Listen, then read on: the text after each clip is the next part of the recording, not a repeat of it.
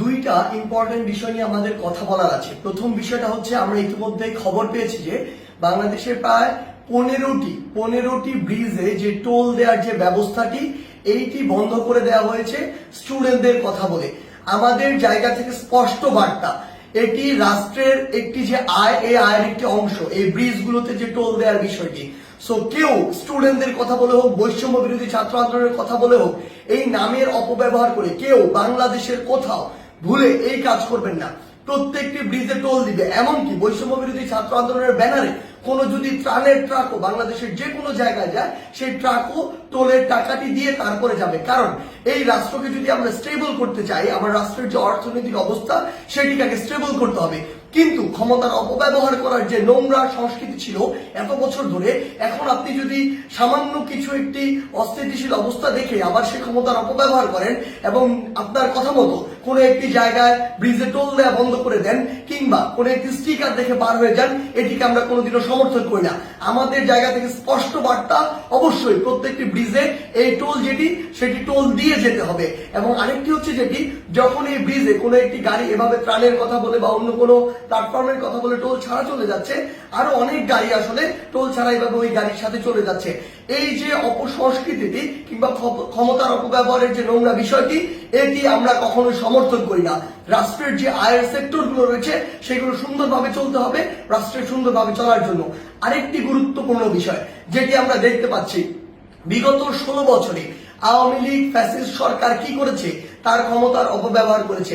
আওয়ামী লীগ বাদে অন্যান্য যত রাজনৈতিক দল ছিল, ওই রাজনৈতিক দলগুলোকে বিভিন্ন মিথ্যা মামলা দিয়েছে, হয়রানি করেছে, চাঁদাবাজি করেছে, কিংবা তাদেরকে এলাকা ছাড়া করেছে, যেটিকে আমরা কখনোই সমর্থন করি না। বলেই আজকে 16 বছর পরে হলেও ছাত্র জনতার গণঅভ্যুত্থানের মধ্য দিয়ে আওয়ামী লীগের পতন হয়েছে, আওয়ামী লীগ দেশ ছাড়া হয়েছে। কিন্তু আজকে যদি এই গণঅভ্যুত্থানের পরেও আমরা দেখি অন্য কোনো একটি দল বা অন্য কোনো একটি দলের নেতা কর্মীরা ঠিক একই কাজটি করে, তাহলে আপনারা এই আওয়ামী লীগ থেকে কি শিক্ষা নিলেন? একটা জিনিস মনে রাখবেন, আমরা আসলে এই নির্যাতকের পরিবর্তন চাই না, আমরা এই নির্যাতনের যে সিস্টেমটি সেটির পরিবর্তন চাই।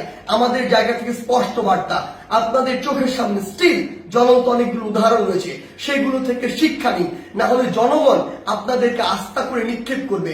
আমরা যেন এটি না দেখি যে কাউকে আবারও মিথ্যা মামলার ওই চক্রটিতে যেতে হচ্ছে, কাউকে আবারও কোনো দোষ ছাড়া বিনা দোষে ঘর বাড়ি ছাড়া করা হচ্ছে, ঘর বাড়ি ভেঙে দেওয়া হচ্ছে, কিংবা তাদেরকে নির্যাতনের শিকার করা হচ্ছে, কিংবা আমরা শুনছি দেশের বিভিন্ন জায়গায় একটি চাঁদাবাজির নতুন চক্র গড়ে উঠছে।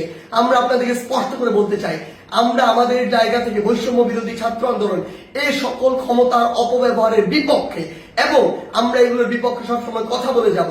আপনাদের সহ আপনাদের যারা স্টেক হোল্ডার রয়েছে, যারা আপনাদেরকে এগুলো করার জন্য আসলে উৎসাহ দেয়, কিংবা আপনাদের ওই সমর্থক গোষ্ঠী যারা চুপ করে থাকে, তাদেরকে বলছি, জনগণ যদি একবার এই সকল সেন্টিমেন্টের বিরুদ্ধে দাঁড়িয়ে যায়, তাহলে আপনাদের অস্তিত্ব সংকটে পড়বে।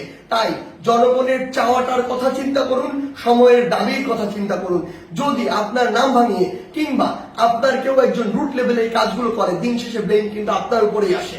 তো এই জিনিসটি মাথায় রেখে পুরো বাংলাদেশে এই যে নতুন আরেকটি 16 বছরের যে বিভিন্ন চিত্র ছিল, উদাহরণ ছিল, সেগুলোর যে নতুন আরেকটি এক্সটেনশন কেউ তৈরি করছে নতুন করে, কিংবা নতুন আরেকটি সংস্কৃতি কন্টিনিউ করার চেষ্টা করছে, আমাদের জায়গা থেকে স্পষ্ট বার্তা, আমরা এটি সমর্থন করি না। এবং আমরা অন্তর্বর্তীকালীন সরকারকে স্পষ্ট করে বলতে চাই, আইন শৃঙ্খলা রক্ষাকারী বাহিনীর মাধ্যমেও বিচার বিভাগের মাধ্যমেও যারা এই মিথ্যা মামলা থেকে শুরু করে চাঁদাবাজি, নির্যাতন, হয়রানি, ঘরবাড়ি ভাঙচুর এরকম কোনো কিছুর সাথে জড়িত, তাদেরকে স্পষ্টভাবে আইনের আওতায় আনা হোক।